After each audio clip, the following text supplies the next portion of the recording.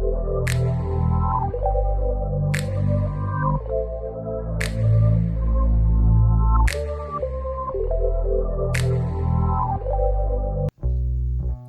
Everyone, welcome back to my new video. আজকে আমি painting করবো না, আজকের একটা ইরেজার পেন্সিলের রিভিউ করতে চলেছি। এটা অনলাইনে কেনার পর প্রথমবার তোমাদের সামনে আনবক্সিং করব, আনপ্যাকেজিংও বলতে পারো, কারণ হচ্ছে এটা কোনো বক্সের মধ্যে না, এটা হচ্ছে একটা প্যাকেজের মধ্যে আছে। তো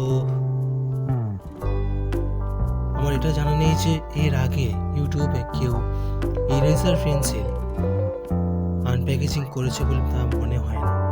তো এটা একটু ধৈর্য সহকারে দেখতে পারো, কারণ হচ্ছে আমাদের প্রত্যেকেরই যারা পেন্সিল স্কেচ আমরা করি তাদের প্রত্যেকেরই ইরেজার পেন্সিলটা খুবই দরকার।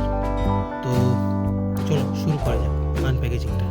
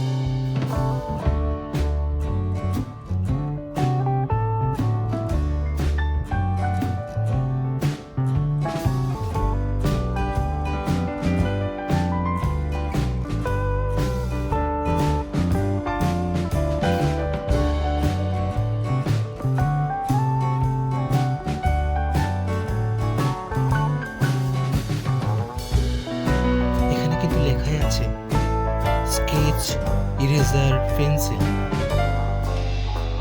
তো এবারে আমরা স্কেচ ইরেজার পেন্সিলটাকে একটু ইউজড করে দেখবো যে কেমনভাবে এটা ব্যবহার করলে কেমন দেখতে হয়। তো দেখি একবার।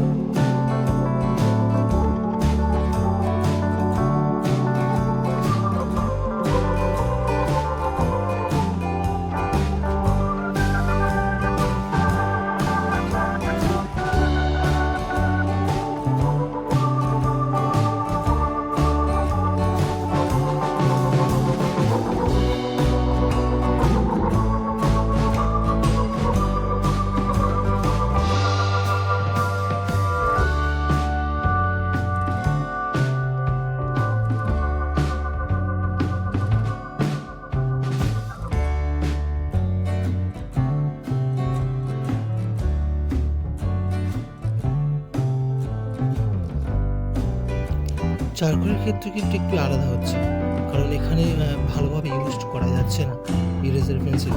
করা যাবে, বাট গ্রাফাইটের মতো কিন্তু না।